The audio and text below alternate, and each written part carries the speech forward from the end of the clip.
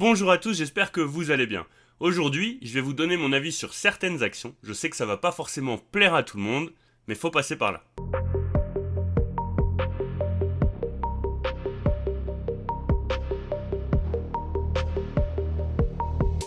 Avant de commencer, je voulais vous remercier. On est de plus en plus nombreux sur la chaîne. On est aussi de plus en plus nombreux sur le club des investisseurs rationnels. Ça permet vraiment d'avoir des discussions qui sont intéressantes et qui sont assez profondes. On va assez loin dans nos analyses. Et ça, vraiment, c'est une plus-value, même pour moi. Donc voilà, je voulais vous remercier. Pour ceux qui veulent nous rejoindre, n'hésitez pas, vous avez le lien dans la description. Allez, on attaque avec Verallia. Verallia, comme vous le savez, c'est une boîte que j'ai eue en portefeuille. C'est une boîte qui, pour moi, a de bons fondamentaux, a un bon management, qui s'est bien repris. Elle a eu des périodes compliquées. Et là, elle est sur la bonne voie. Néanmoins, c'est pas les seules choses à prendre en compte. À l'heure actuelle, Verallia s'est baissier, vous le voyez techniquement. Pourquoi ? Parce que la conjoncture n'est pas favorable. Donc tant que les résultats de Verallia seront pas bons, elle continuera de baisser. Il faut attendre des confirmations du point de vue de la conjoncture, mais aussi du point de vue technique. Et pour l'instant, comme vous le voyez, on reste sur une tendance baissière. Elle a cassé la dernière zone acheteuse qu'on avait définie et donc elle se dirige potentiellement vers les 22 euros. Donc Verallia, prudence. On reste sur une tendance baissière. C'est comme pour Pernod Ricard, ça peut continuer de baisser de façon assez importante. Katana, c'est pareil, même si à l'heure actuelle, on est sur une zone qui est plutôt demandeuse, une zone qui est plutôt acheteuse. On va avoir les résultats là en fin de semaine, il me semble. Enfin, on a les résultats là prochainement. Tant qu'on n'est pas sorti de notre canal, pour l'instant, ça reste baissier, donc il faut bien attendre des confirmations. Le but, c'est pas forcément d'avoir le point le plus bas, ce qui est assez rare finalement, parce que si vous commencez à acheter chaque borne acheteuse, vous moyennez à la baisse et finalement, vous n'avez pas non plus le point le plus bas. Donc il vaut mieux attendre des confirmations, des vrais signes de relance plutôt que d'investir sur une tendance baissière comme c'est le cas actuellement. Une boîte comme Steph, en revanche, c'est haussier, comme vous pouvez le voir. C'est du trend following, mais pour moi, c'est beaucoup plus pertinent que d'investir sur une entreprise qui ne cesse de baisser, sur lequel on n'a pas de signe de retournement, donc on investit finalement un petit peu à l'aveuglette, même si on investit sur support.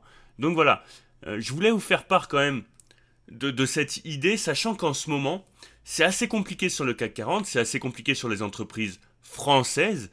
Il y a une estimation d'ailleurs qui dit que les impôts que vont devoir payer en plus les grosses boîtes françaises, les grosses boîtes du CAC 40, notamment pas que, et ben ça devrait peser en moyenne 3% sur leur chiffre d'affaires. Donc potentiellement encore des profit warnings. Donc on est quand même sur une situation un petit peu délicate. C'est un peu un effet de balancier. Hop, on est un petit peu en train de faire un jeu d'équilibriste. Donc attention, personnellement sur le CAC 40, comme vous le savez pour ceux qui me suivent, je privilégie en ce moment le compte titre. Ça ne veut pas dire que j'investis pas sur mon PEA, mais je fais quand même attention aux boîtes que je choisis. Il faut être prudent, il faut évidemment privilégier les forts, et puis essayer de sortir les faibles de son portefeuille, parce que sinon on peut avoir de gros multiples à la baisse. Prenons l'exemple de Novo Nordisk. Donc Novo Nordisk, il y avait une très belle tendance haussière, un très beau trend following, et là, on est en train de se retourner tranquillement sur une tendance à moyen terme qui est plutôt baissière. Est-ce qu'il faut investir maintenant ? Eh ben non, pas forcément. Personnellement, je vais attendre qu'on reparte sur une tendance haussière, quitte à louper le point bas, parce que pour moi, on peut continuer d'aller chercher plus bas, on peut revenir évidemment sur le haut du canal. Si on le casse, qu'on confirme, c'est positif. En revanche, si on vient à continuer sur notre canal baissier, et ben là, il faut attendre des confirmations parce que ça peut durer un moment, même si les fondamentaux sont bons. Tant que le momentum n'est pas bon, etc., on peut aller chercher plus bas. Et donc ça, il faut en avoir conscience.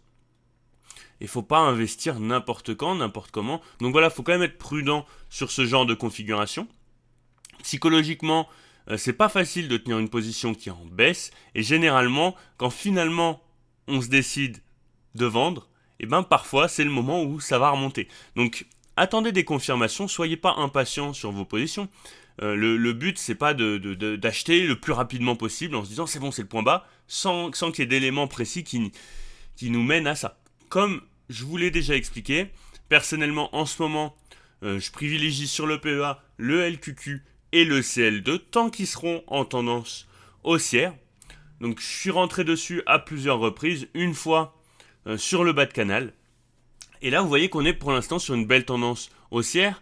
On avait un petit triangle à moyen court terme qui s'était formé, on le casse à la hausse.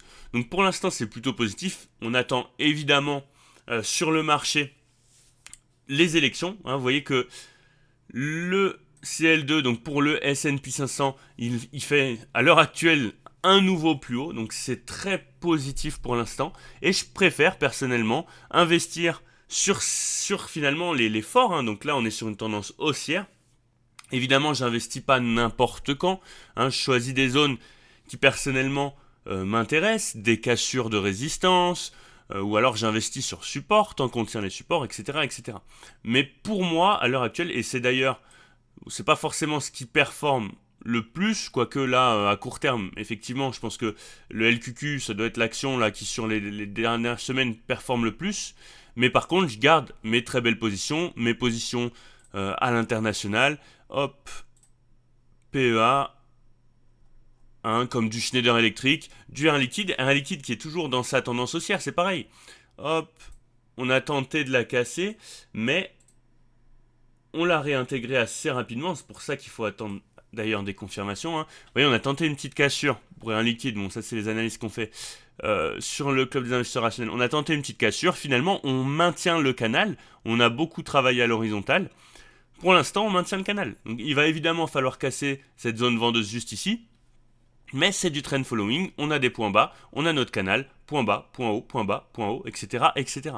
Si on vient à casser le bas du canal, effectivement, et à confirmer, donc une bonne cassure avec des volumes, pourquoi pas avec un retest, etc., etc., ben là, on pourrait aller chercher plus bas. Mais pour l'instant, on reste sur un trend following qui est haussier sur Air Liquide. Donc, personnellement, je préfère investir là-dessus que sur des actions qui sont baissières. Si une action est baissière, c'est qu'il y a une raison. Fondamentalement, c'est-à-dire qu'il y a quelque chose qui n'a pas. Il y a des marges qui baissent, il y a des inquiétudes au niveau des profits, des inquiétudes au niveau réglementaire. Il y a toujours une raison. Ok ? Donc, si une action est baissière, c'est qu'il y a une raison. Si une action est haussière, c'est aussi qu'il y a une raison. Et généralement, c'est justifié. Et tant que le marché a une opinion positive sur une action, elle continuera de monter. Par contre, effectivement, il faut placer des stop-loss. C'est important, il faut se protéger. Même un investisseur long terme, pour moi, il devrait placer des stop-loss parce qu'on n'est pas à l'abri. Regardez, si on prend... qu'est-ce qu'on pourrait prendre comme exemple ? Je ne l'ai plus en tête, mais... Téléperformance, pardon. Téléperformance, les fondamentaux sont bons, je vais mettre TEP, ce sera plus simple. Les fondamentaux sont bons, même si effectivement, en termes de management, etc., c'est pas super positif. Et pour l'instant, même si effectivement, on a cassé la petite résistance qu'on avait là, qui formait un petit peu notre tendance, on aurait même pu faire, je pense, un canal baissier. Même si on a cassé, pour l'instant, on reste sous la moyenne mobile de 100 périodes. On reste sous la zone de neutralité du RSI en weekly, en hebdomadaire. Donc, pour moi, pour l'instant, ça reste baissier sur Téléperformance. Je sais que vous êtes nombreux à considérer que les fondamentaux sont bons, que c'est injustifié, qu'elle est sous-évaluée, etc., etc. Mais tant que le marché n'en aura pas décidé autrement, ça restera comme ça. J'espère que cette vidéo vous aura plu. Comme d'habitude, n'hésitez pas à liker, à laisser un petit commentaire sous la vidéo et à vous abonner, ça permet de soutenir la chaîne.